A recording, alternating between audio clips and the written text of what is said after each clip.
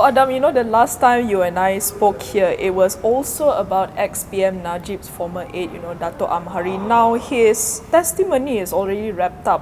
So what were the, other sort of like very big revelations, you think? There are a few things. Of course, the testimony was a bit long. Yep. One of the points is that he emphasized about how he served as a junior officer. I think we mentioned this before, but he emphasized this to the point where all the dealings that he was involved in, he actually didn't participate. He wasn't involved in the discussion. He didn't relay the messages. He just followed orders. He just followed orders. But of course, there were arguments that when he said he wasn't involved, it was his superior who was involved. The defense will say that but it's your name on the documents.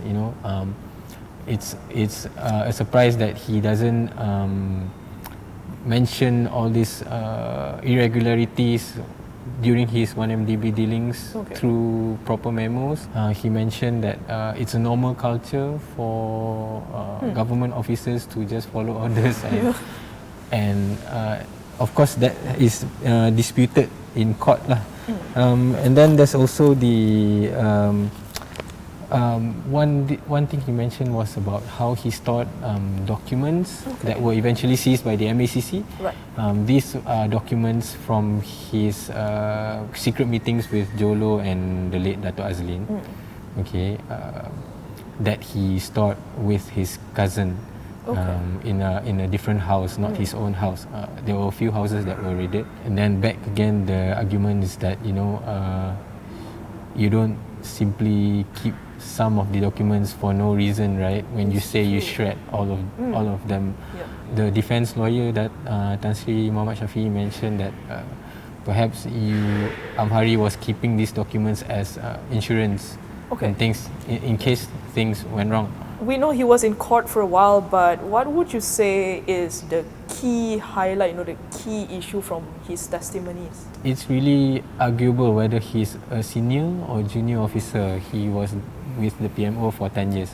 Perhaps one thing to ponder about is how he got tangled in this web of very deeply web of issues regarding 1MDB. He testified after defense questioned him. He testified that he actually got a loan from Jolo, right, $200,000 US dollar. He didn't mention this during the witness statement, the written statement. He just mentioned this after he was questioned during the cross-examination. And then all this salary that he got, big salary, of course. Pocket money when he went on trips. Yeah, pocket money for his trips, and of course a change from that would affect his lifestyle, and he's got family to feed, right?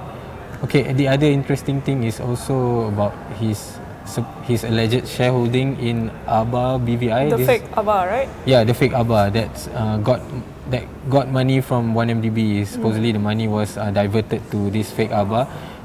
We knew from our previous stories that it was a company controlled by Jolo.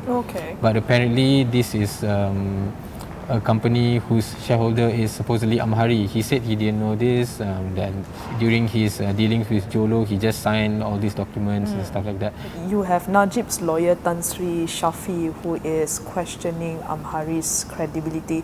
Is something like this truly damaging to the case, or is it some kind of law and order, drama style tactic? Like, we are not lawyers and we are not judges, right? But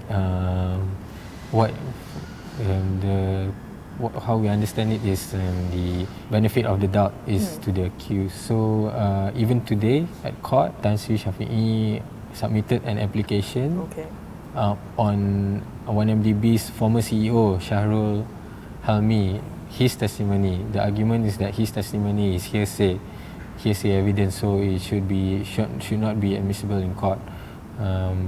The judge, Judge Colin, hasn't made a ruling on that yet. But it is interesting because the basis is that Shahrul's quoting Jolo. Jolo said this, Jolo said that. That is what the defense is disputing. And Amhari also said the same things numerous times. It was Jolo who said this, Jolo told me to do that.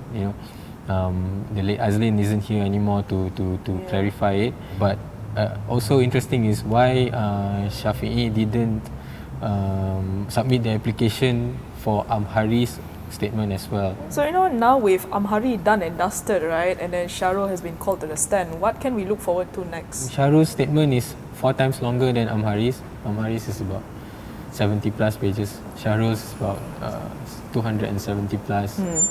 He just got into point 50 plus, 60. He was involved with 1MDB even since the TIA days. For so many years. So of course he will have a lot of things to say about how 1MDB was managed.